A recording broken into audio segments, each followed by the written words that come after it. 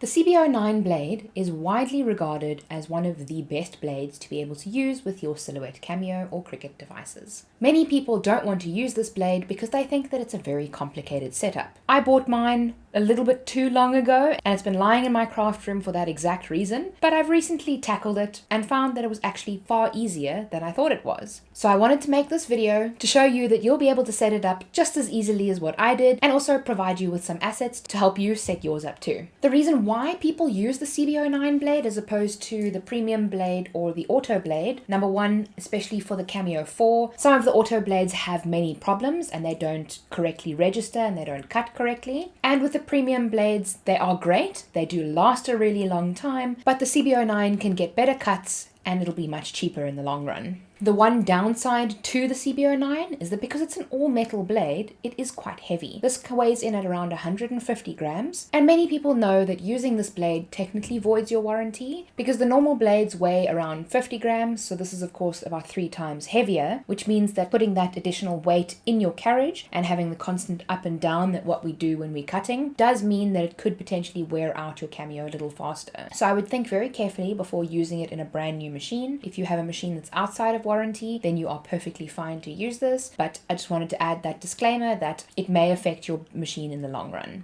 I'm unfortunately not an engineer, I haven't developed the Cameos, so I can't say the exact repercussions that your machine will face while using this blade, but it might be worth it anyway. Well, let's hop into setting it up. My name is Kelly, and let's get clacking. One of the most useful things to have on your CB09 blade is something that we are used to on all of our other blades, and that is a depth indicator. So I have this depth indicator here that I got from another website. I'll share a link in the description. What I did was I modified it slightly as it didn't quite suit the needs that I wanted it for, and I'm going to be sharing this template with you guys. So this is the exact size that you'll need to print it out. I'm printing this out on an A4 sheet of Snippy Sisters printable matte vinyl that I've just cut in half, so it's now A5, so I can waste a little bit less. And I've already done 2 of them, so which you can see there. So I'm just going to be printing it a little bit lower than what I need, just to be sure that I'm using the right size. The link to this file will be in the description. So we're just going to go File, Print.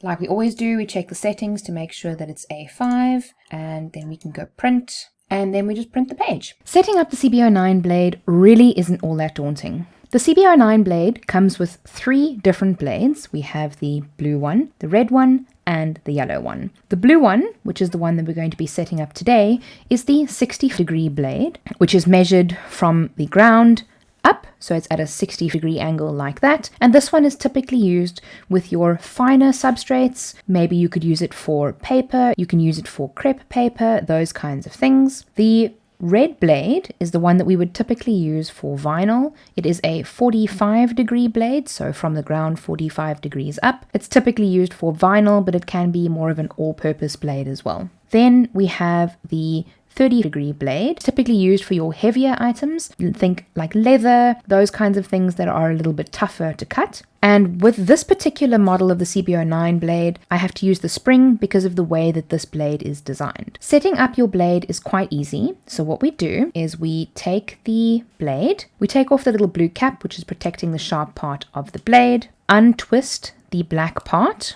Now, depending on whether your CB09 uses the spring or not, if it doesn't use the spring, you will insert the blade into the cap. But because mine does use the spring, it's easier to insert the blade into the actual housing and then put the spring over it. Once that's done, you just simply screw the cap back on. And depending on whether you need to change the blade or not, you shouldn't have to unscrew that. The next step is setting up the blade at the correct depth. A lot of people think that this is quite daunting, but it's really quite simple if you know the basics. What we're going to do is we're going to turn the blade completely so that there is nothing coming out of the bottom. You can run your finger across it or your nail across it and it won't hook on anything. So what you want to do is to turn it slightly, not very much, till you can feel the blade at the end there. And then what we're going to do is we're going to take a piece of vinyl and we're going to put the blade down, face down, and we're going to draw a line down the vinyl. Now I think my blade might be out a little bit too far, so I'm going to pull up the vinyl. Okay, so it cut beautifully. I'm going to pull up that side,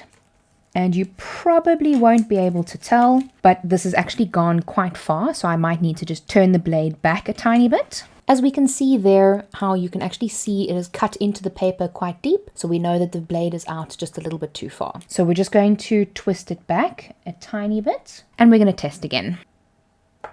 I wouldn't suggest using too much force when it comes to this. You want to just put enough force so the blade catches the vinyl and pulls through. Okay, that also looks good. Cut fine. Pull up the other side. Almost not gone through the paper. So what I might do is I might turn it back a fraction just so that we have a little bit of the depth right. It barely even felt like I moved anything, but we can test a third time. Essentially what we want to do is we want to have a slight indentation on the bottom of the vinyl, but not enough so that it actually cuts the backing paper. Okay, that felt much better.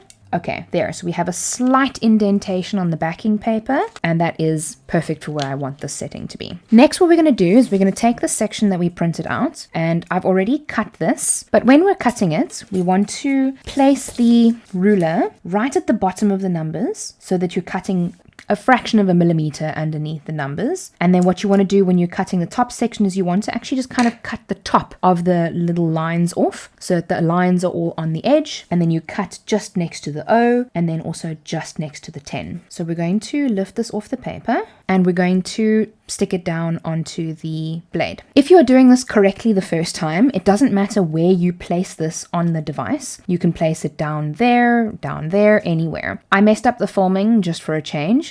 So what I did was I had to redo everything. So I'm going to be placing that line in line with the number 1. But like I mentioned, when it comes to you don't have to worry about lining that line up and the number 1 up.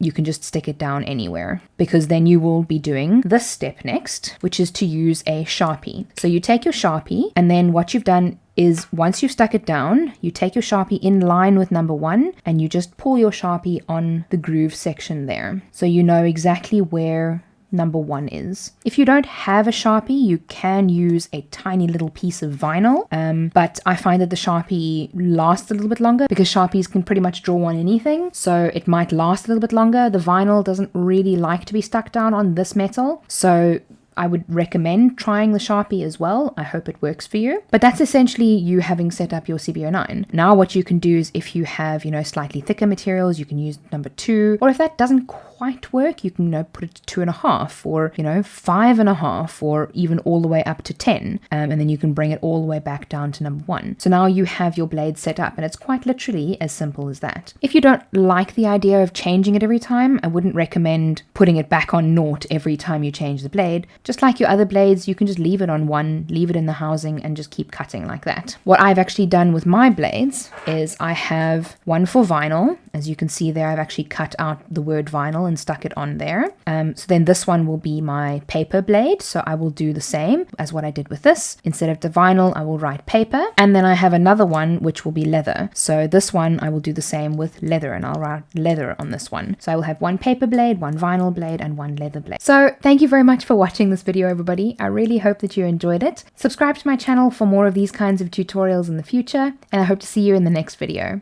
And remember, be kind to someone today. See you soon.